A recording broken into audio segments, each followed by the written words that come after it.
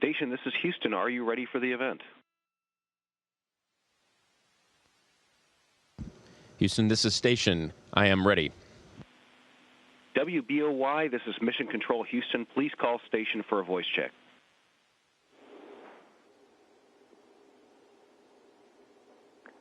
This is WBOY. Can you hear me?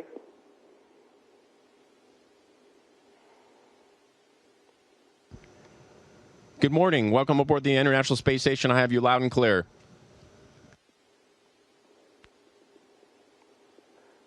Awesome. I'm here live with astronaut I'm here with Dr. Andrew Morgan from the International Space Station. Thank you very much for joining us, Dr. Morgan. It's my pleasure to be with you. Can you tell us a little bit about life on the International Space Station, please?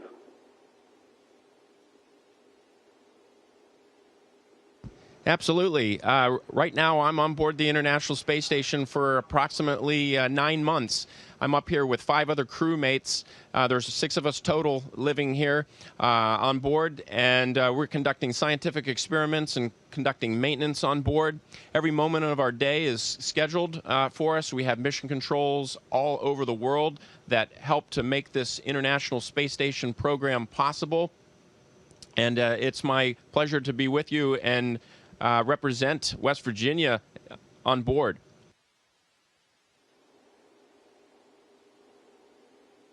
Can you tell us about how growing up in Morgantown shaped you to become an astronaut on the ISS?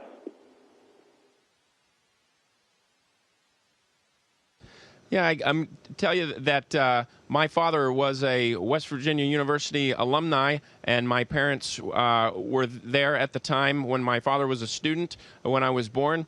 My father then was commissioned in the Air Force and spent 23 years serving in the Air Force, and we moved around quite a bit. My parents still live in the Pittsburgh area, but indeed I was born in the West Virginia University Hospital.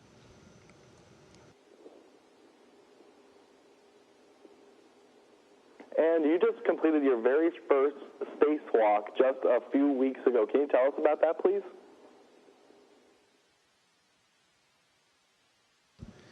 I sure did. Just a couple weeks ago, a crewmate of mine, Nick Hague, and I went outside for my first spacewalk and Nick Hague's third spacewalk to install something called the International Docking Adapter, which is an adapter that will allow vehicles containing U.S. astronauts that launch from American soil here in the next year to dock to the International Space Station. And this was an important final step, a milestone step, to install this docking adapter to make the space station fully capable of receiving new vehicles launched from the United States with American astronauts and international astronauts on board.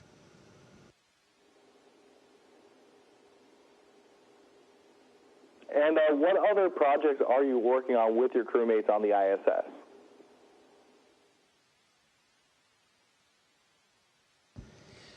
Well, the primary purpose of the International Space Station is to conduct scientific research.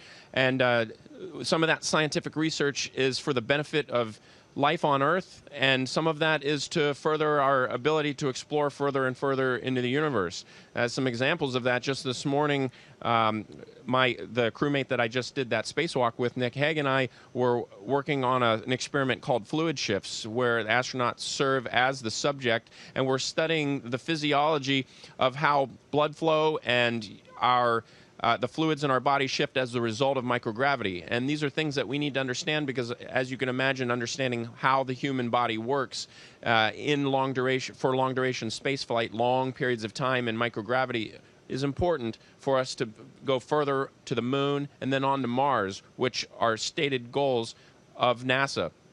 Some of our other scientific research can benefit life on Earth. One of the new payloads that just arrived on a SpaceX vehicle just a couple of weeks ago was something called the Biofabrication Facility, or BFF, which is, you can think of as like a 3D printer for tissues and maybe eventually organs. And the thought is that the ability to bioprint tissues and organs may be easier, or we may have more capability to do that in microgravity than if we were to do it on Earth with the effects of gravity.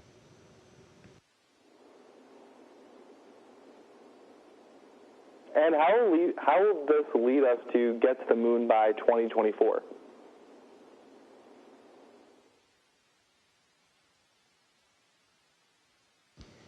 Well, NASA has stated that we will be returning to the surface of the moon by 2024. The program is called Artemis. And as you know, we're right now celebrating the 50th anniversary of the Apollo missions, the Apollo landings on the moon 50 years ago. And some of the key features of this new program, Artemis, is that we will do it as part of an international partnership, and we will return to either moon orbit and the surface of the moon for a more permanent presence. So it's an ambitious goal, but it's one that absolutely NASA and its international partners will be able to accomplish by 2024.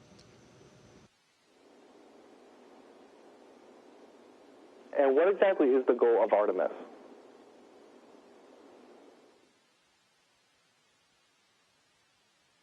The goal of the Artemis program will be to put the Gateway, which you'll think of as a small space station in orbit around the moon, as well as to put astronauts on the surface of the moon near the southern pole of the moon, and as part of that, establish a more permanent presence there as part of this international partnership, working together to learn more about operations in and around the moon, to learn more about the moon, but also enable our objectives to eventually be able to travel on to Mars and put astronauts on the surface of Mars.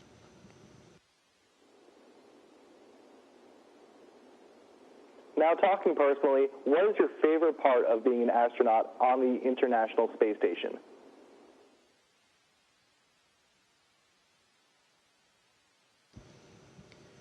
Well, I view my time on the International Space Station as a great opportunity to serve. I'm an active duty Army officer. I've been serving since I was 18 years old. I made the decision to serve my country, and serving here on board the International Space Station as an Army officer, but also a NASA astronaut, is important to me, and I view it as a continuation of that service. But one of the greatest things about my experience up here is sharing it with some wonderful crewmates, the camaraderie that I have with my 2 other American crewmates, my 1 Italian crewmate, and 2 Russian crewmates. It's a real symbol of international cooperation and how, when we work together, we can do hard things. So that's been extremely rewarding, and if we can represent that for the world, then I feel like our mission is accomplished up here.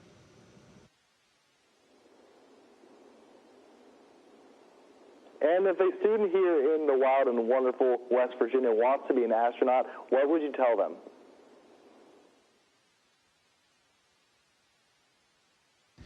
Well, my formula is very simple. I think that the most important thing to do is pursue a career, an occupation that you're passionate about, and then pursue that with excellence. Do everything you can to be the best that you can at that. And then all along the way, it's important to be a great team player. And if you do those things, that formula, it might lead to becoming an astronaut, but it will almost certainly lead to a fulfilling career.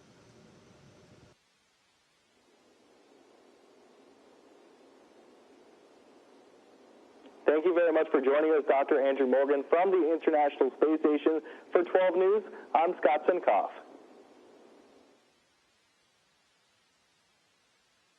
It's my pleasure to be with you.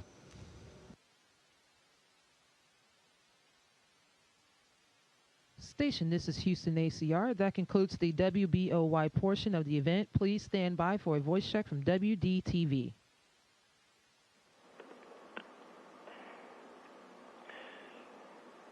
Station, this is WDTV. How do you hear me? I heard you loud and clear. How do you hear me? Loud and clear, sir.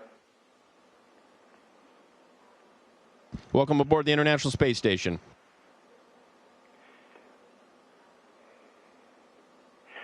We are joined now by Dr. Andrew Morgan from the International Space Station. He was born in Morgantown and is on a mission as a flight engineer, a 9-month mission in space. Dr. Morgan, thank you so much for joining us. Tell us about your mission and what a typical day is like for you on the International Space Station.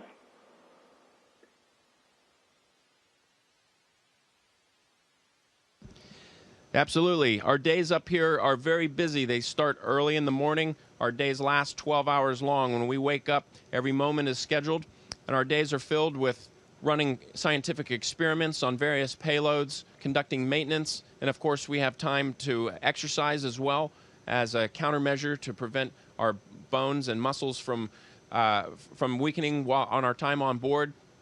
It's every moment is filled and all exciting.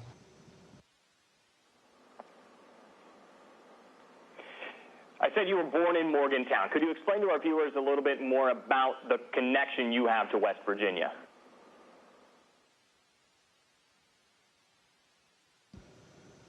Absolutely. My father is a West Virginia University graduate school alumni, and my parents were living in Morgantown at the time I was born. My father then entered the Air Force and spent 23 years serving as an Air Force officer, and we moved around. My parents are originally from the Pittsburgh area and still reside in the Pittsburgh area today, but indeed there is mountaineer blood running through my veins. I was born in the West Virginia University Medical Center. Mountaineer Country is certainly proud of you. Could you explain the purpose of the mission you're on right now? What ultimately is the goal for you guys up there?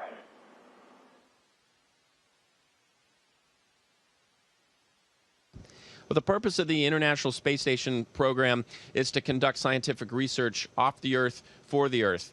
Some of the science that we conduct is for the benefit of humans on Earth, and some of it also enables our ability to further explore the universe and to return to the moon in the next 5 years and then onward to Mars in the decades that follow. The International Space Station is also a wonderful example of international cooperation between 15 countries that are part of the International Space Station Program Agreement. And right now I'm on board with 5 other crewmates, 2 other Americans, 1 Italian, and 2 Russian cosmonauts as well. So it's a wonderful example of how we're able to accomplish hard things in difficult places like low Earth orbit, and how we can do them well when we do them together. What's the most challenging part about being aboard the International Space Station?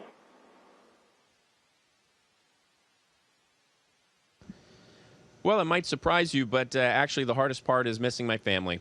I'm up here for almost 9 months, and as you can imagine, any separation from your family is difficult. 9 months is a long time.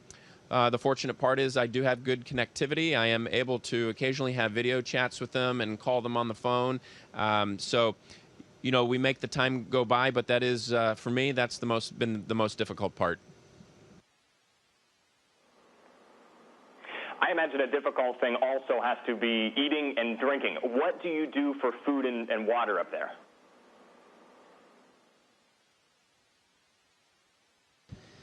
Well, the food and drink is great. We have quite a variety. Each of the different major partner agencies, NASA, the Japanese Space Agency, the European Space Agency, the Russian Space Agency, all provide their own food system, and some of our food is freeze-dried, and some of it is in packages, much like military meals ready to eat, where we can just open the package and it's prepared. Whereas the freeze-dried food, we have to add water. We have the ability to chill food. We also have the ability to warm it up. So we have quite a variety available to us, and it's all delicious. But the key to it is absolutely having variety, and that keeps it interesting for sure. Dr. Morgan, NASA has a pretty significant presence here in our area in Fairmont. What is something you would tell a kid who's seeing that NASA Space Center here in Fairmont? What can they do right now to try and become an astronaut to get in your shoes someday?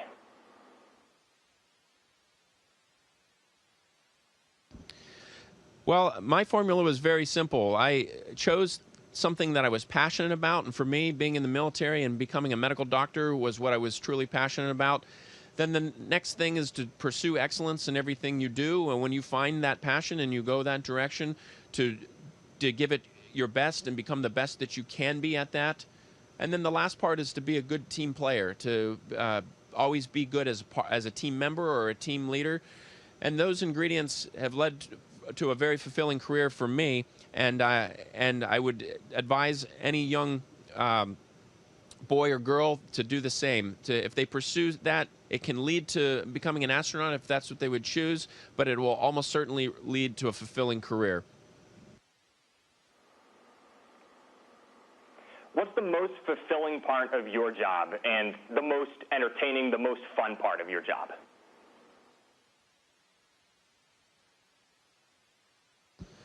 Well, it's the most fun, the most fulfilling part is to be able to share this experience with wonderful crewmates from different countries all over the world, but also to share our experience with the world and our family and friends back on Earth. But the crewmates I have are outstanding. We represent all of our different countries and our different space agencies, but together up here we represent one International Space Station program, and that has been truly the most rewarding aspect of this, and I think we're a tremendous example to the world of how we can accomplish difficult tasks when we cooperate together and we do something like this and build this wonderful spaceship orbiting the Earth, where it has been now orbiting the Earth for over 20 years. It's not every day we get to talk to somebody in orbit or see somebody in a zero-gravity environment. Are there any tricks or anything that you can demonstrate up there for us? Well, could you float your microphone like this? Or I can fly off the screen like this.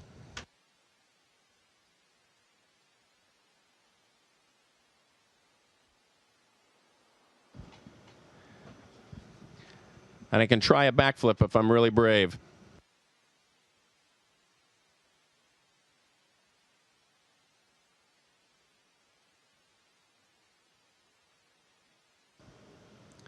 And I'm afraid that's all I have in the realm of tricks.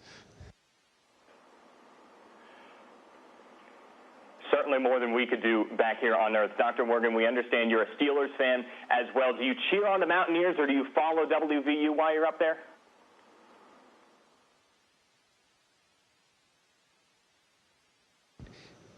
I do follow WVU. Like I said, I've got Mountaineer blood running through my veins, so you know it will always be a part of me. But I do believe that you're still in Steeler country too. Is that true? There are a lot of Steelers fans down here, myself included. I understand you have a terrible towel up on the International Space Station. Of course, you have to represent the black and gold up there. That's amazing. And no hands.